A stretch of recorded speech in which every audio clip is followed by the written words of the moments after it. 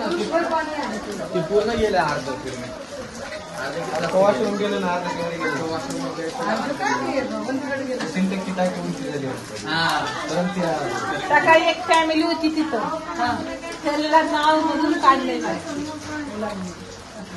आता तुम्ही कुठे आहात हे काही पाणी अजून वाढलं 2-3 तासात अजून पाणी वाढलं. खाली काही महत्वाच्या वस्तू असतील नाही आईवर पीठ ठेवलंय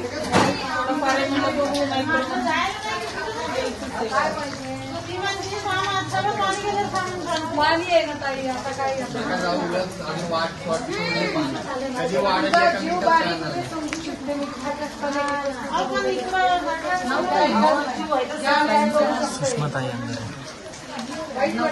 सुषमाताई अंधारे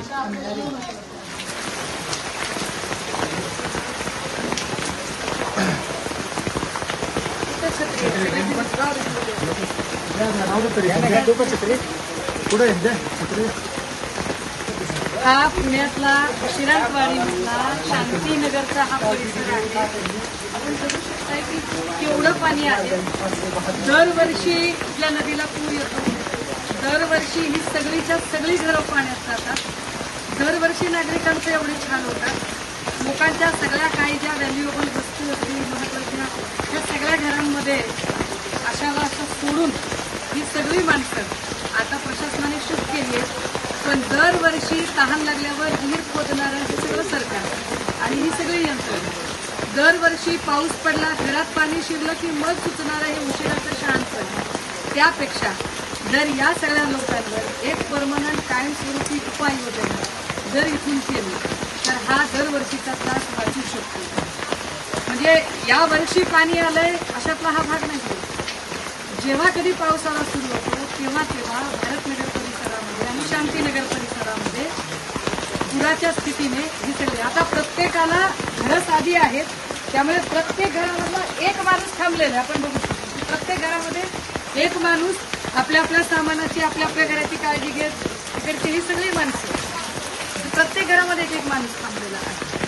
विनंती असेल आम्हाला प्रशासनाला की या सगळ्या लोकांच्या एकदाचा काय तो कायम सुरू ठेवा ही उपाययोजना केली गेली पाहिजे. पाणी आलं की सगळं काय करणार नाही खाटा नाही हे मेन रोड आहे मुख्य. नाही हा रस्ता आहे हे लोक आहे ना सगळे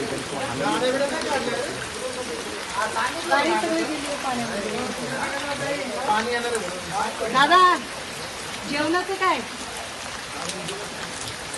अच्छा ते खालची माणसं गेली का आता वर पण आहेत का माणसं मग काय प्रत्येक घरातला एक माणूस थांबलाय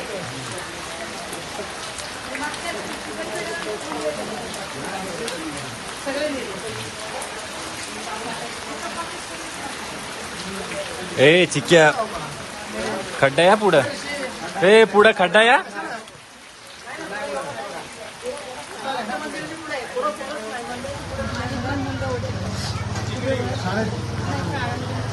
मुलगा इथं काकूच्या घरी गेला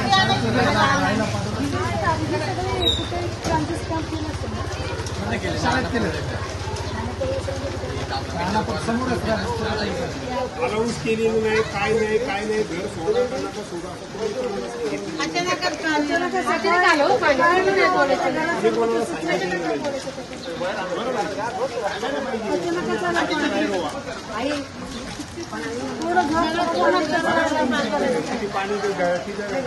आजी कुठे चालला औषध पाणी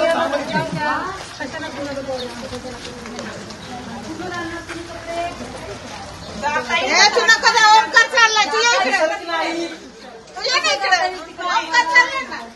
पाणी किती आहे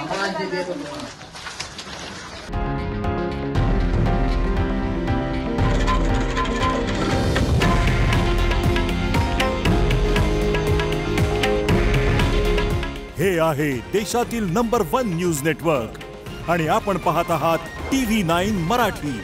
काळजी तुमची, हित महाराष्ट्राचं.